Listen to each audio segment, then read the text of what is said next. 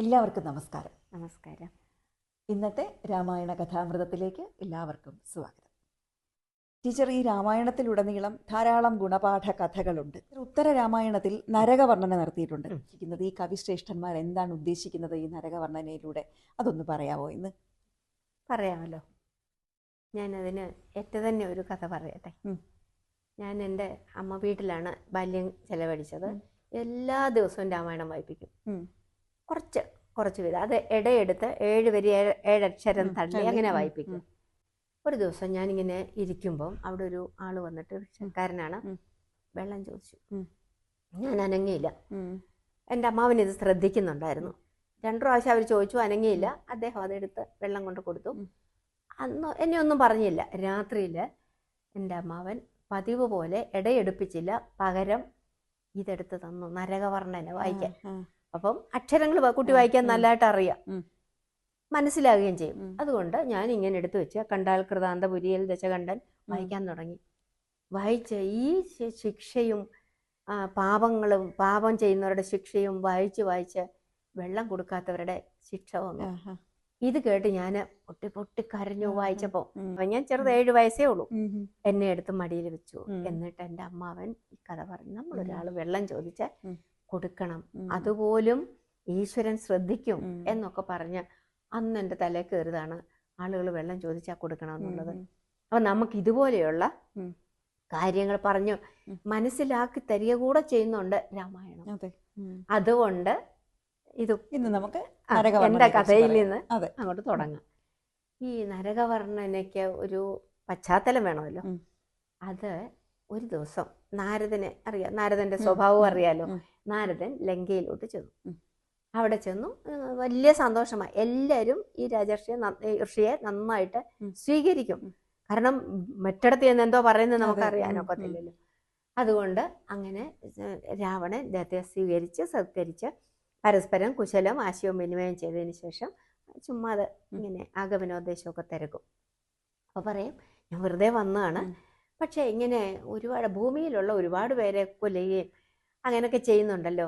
ഈ മനുഷ്യരെന്ന് പറയുന്നത് കാലന് വിധേയരായിട്ട് ജീവിക്കുന്നവരാണ്. നമ്മളൊരു പ്രായമായി അല്ലെ ദീനം വന്നു ഉടനെ തന്നെ അന്തകൻ കൊണ്ടുപോകും. പക്ഷേ അതുകൊണ്ട് അങ്ങനെയുള്ളവരെ കൊന്നിട്ട് നമുക്ക് എന്ത് നേട്ടം? നമ്മൾ കൊല്ലുന്നെങ്കിൽ കുറച്ചുകൂടെ ശ്രേഷ്ഠരായവര് വേണമെങ്കിലും നിനക്ക് പേര് കിട്ടത്തുള്ളൂ എന്ന് പറയും. അപ്പൊ ഇദ്ദേഹം ഇങ്ങനെ, ഏതായാലും എനിക്ക് ഈ ബുദ്ധി ഇതുവരെ തോന്നിയില്ലല്ലോ, എനിക്ക് അങ്ങ് ഇങ്ങനെ ഒരു ബുദ്ധി ഉപദേശിച്ചു തന്നതിൽ സന്തോഷമുണ്ട് എന്ന് പറഞ്ഞിട്ട് ഞാൻ ഇപ്പൊ തന്നെ നാഗലോകത്തിൽ ചെന്ന് അഭിനയം ചെയ്യിക്കാം. അപ്പൊ ചോദിച്ചു, നീ ഏതുവഴി പോകും? ഇത് അങ്ങോട്ടുള്ള വഴി യമലോകത്തിലൂടെ. അപ്പം ഇദ്ദേഹത്തിന് മനസ്സിലായി യമനെ കണ്ടിട്ട് വേണം അങ്ങോട്ട് പോകാൻ. അങ്ങനെ യമലോകത്തിലോട്ട് പോകാനായിട്ട് ഉള്ള എല്ലാ ക്രമീകരണങ്ങളും ഏഷണകളും അവിടെ ഉണ്ടാക്കി വെച്ചിട്ട് നേരെ ഇദ്ദേഹം പോകുന്ന എങ്ങോട്ടാണെന്നറിയാമോ? യമന്റെ അടുത്തേക്കാണ്. കാരണം ഒരു നല്ലൊരു യുദ്ധം കാണണം. അവിടെ ചെല്ലും, ഇതേപോലെ തന്നെ സ്വീകരിക്കും, സൽക്കരിക്കും, നല്ല വാർത്ത എന്തുകൊണ്ട് ഭൂമിയിൽ വിശേഷം ഒക്കെ ചോദിക്കും. ഞാൻ പറയും, ഇന്ന് വരെ കേട്ടിട്ടില്ലാത്ത ചില വിശേഷങ്ങളൊക്കെ നടക്കാൻ പോവുകയാണ്. ഞാൻ ഭൂമിയിൽ പോയിരുന്നു, അവിടെ രാവണനുണ്ട്, രാവണന് ഇങ്ങോട്ട് വരാനൊരു തയ്യാറെടുപ്പ് നടത്തുന്നുണ്ട്, ഏത് നിമിഷവും ഇവിടെ വരാം, അതുകൊണ്ട് അങ്ങയോട് യുദ്ധം ചെയ്യുകയാണ് ലക്ഷ്യം എന്നാണ് എൻ്റെ അറിവ് എന്നൊക്കെ പറയും. ഇത് പറഞ്ഞുകൊണ്ടിരിക്കുമ്പോൾ അങ്ങ് കാണാം നല്ല ഈ പുഷ്പക വിമാനം ഇങ്ങനെ വരുന്നു. ഉടനെ തന്നെ നല്ലൊരു മേളം കാണാമല്ലോ, അതാണ് ഇദ്ദേഹത്തിന്റെ സന്തോഷം എന്ന് പറഞ്ഞ് നാരദൻ അവിടെ നിന്ന് മാറി നിന്നു. ഇദ്ദേഹം വന്നു ഇറങ്ങി.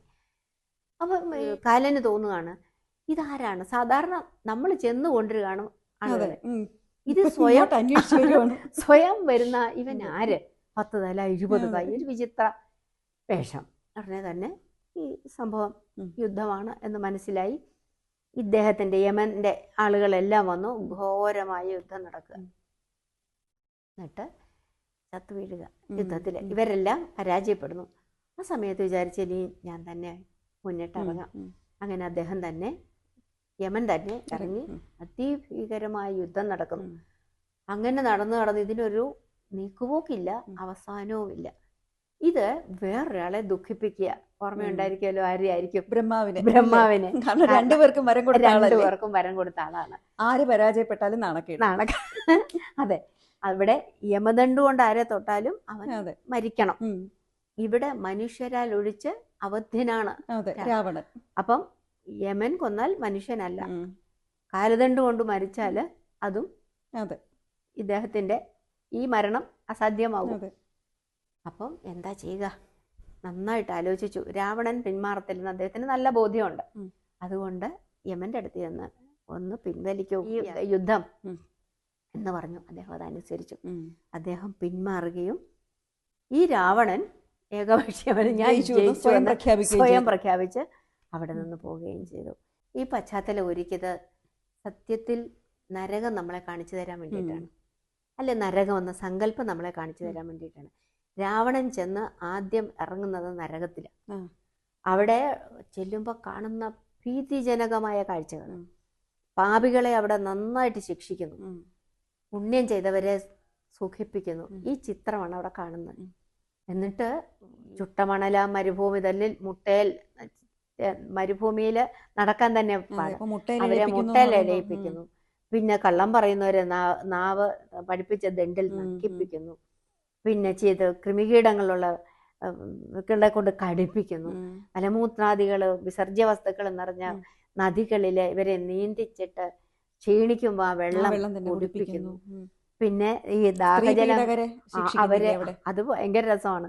അതായത് ചെമ്പ് കൊണ്ട് ഒരു സ്ത്രീയുടെ രൂപം ഉണ്ടാക്കിക്കൊണ്ട് ചുട്ടു പഴിപ്പിച്ചിട്ട് അതിനെ അലിംഗനം ചെയ്യിപ്പിച്ച് തഴുകാൻ പറയാം. എന്നിട്ട് പറയും, നന്നായി തഴുകടോ, അന്നോ നിനക്കുള്ളിൽ ഇന്നോ സുഖമിടോ, നന്നായി തഴുകടോ എന്ന് പറഞ്ഞിട്ട് അത് തഴുകിപ്പിക്കുന്നു. ഇങ്ങനെ ഒരു പിന്നെ കുന്നിൽ നിന്നും താഴേക്കെറിയുന്നു, കുഴിയിൽ തള്ളുന്നു.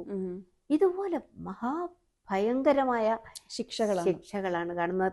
ഈ പറഞ്ഞ പോലെ വെള്ളം കൊടുക്കാത്തവർക്കുള്ള ശിക്ഷയും അവിടെ കാണിക്കുന്നുണ്ട്. ഇതെല്ലാം നമ്മളെ കാണിച്ചു തരുന്നത്, അത് നരകം ഉണ്ടായാലും ശരി ഇല്ലെങ്കിൽ ശരി, ഈ എഴുത്തച്ഛനും ഈ വാൽമീകി മഹർഷിക്കും ഒക്കെ ഒരു ലക്ഷ്യമുണ്ട്, മനുഷ്യനെ നന്നാക്കുക എന്ന ലക്ഷ്യം. നമ്മൾ പാപം ചെയ്താലും പുണ്യം ചെയ്താലും അതിന്റെ ഫലം നമുക്ക് കിട്ടും എന്ന് ഉറപ്പ് വരുത്താൻ വേണ്ടിയുള്ള ഒരു ലക്ഷ്യം. അതാണ് ഈ ഇതിലൂടെ ഒക്കെ നമുക്ക് കാണിച്ചു തരുന്നത്. ഈ നരകവർണ്ണന ഞാൻ പറയാറുണ്ട്, നമ്മുടെ കുഞ്ഞുങ്ങളെ എല്ലാം വായിച്ച് കേൾപ്പിക്കണം. എനിക്ക് മാനസാന്തരം വന്ന പോലെ വരണം. 7 വയസ്സിൽ ഒരു പെൺകുട്ടിക്ക് മാനസാന്തരം വന്നു അല്ലേ? അത് വായിച്ചിട്ട്. അതെ, അത് കാരണം നമുക്ക് ആ സമയത്ത് കിട്ടുന്ന ശിക്ഷയാണ് ഏറ്റവും വലുത്. അത് മറക്കത്തില്ല. അത് ഈ തലച്ചോറിന്റെ അടിയിൽ അങ്ങനെ കിടക്കും. അപ്പൊ നമ്മുടെ കൊച്ചു കുഞ്ഞുങ്ങളെ ഇതൊക്കെ പറഞ്ഞ് മനസ്സിലാക്കി കൊണ്ടുവരണം എന്നൊരു ലക്ഷ്യം കൂടെ നമ്മുടെ കവീന്ദ്രന്മാർക്ക് എന്നും ഉണ്ടായിരുന്നു. അതാണ് ഈ കഥ. ഒപ്പം നാരദനെ പോലുള്ള ചിലരുടെ ഇതേപോലെയുള്ള ഇടപെടലുകള് നമുക്ക് തോന്നും അത് നശീകരണത്തിനാണെന്ന്, പക്ഷെ അതും നന്മയ്ക്കായിരുന്നു എന്ന് നല്ല ഒരു വിചിന്തനത്തിൽ നമുക്ക് മനസ്സിലാവുകയും ചെയ്യും. അതെ, രാമായണം മുഴുവനും പരിശോധിച്ചാൽ നമുക്ക് മനസ്സിലാവുന്ന കാര്യങ്ങളാണ്. എല്ലാ ഭാഗങ്ങളും ഓരോ സംഭവങ്ങളും അതിനുള്ളിൽ ഒരു ഗുണപാഠം ഒളിഞ്ഞിരിപ്പുണ്ട്. അത് വരികൾക്കിടയിലൂടെ വായിച്ചാൽ തീർച്ചയായിട്ടും മനസ്സിലാക്കാവുന്ന കാര്യങ്ങൾ കൂടിയാണ്. ഒരാളുടെയും തിന്മയും നമുക്ക് അതിനകത്ത് കാണാൻ പറ്റത്തില്ല എന്നുള്ള ആദ്യം മുതലേ മന്ദര മുതൽ തുടങ്ങിയാല് നമുക്കറിയാൻ പറ്റും. കാത്തിരിക്കുക അടുത്ത അധ്യായത്തിനായി. അതുവരേക്കും എല്ലാവർക്കും നമസ്കാരം. നമസ്കാരം.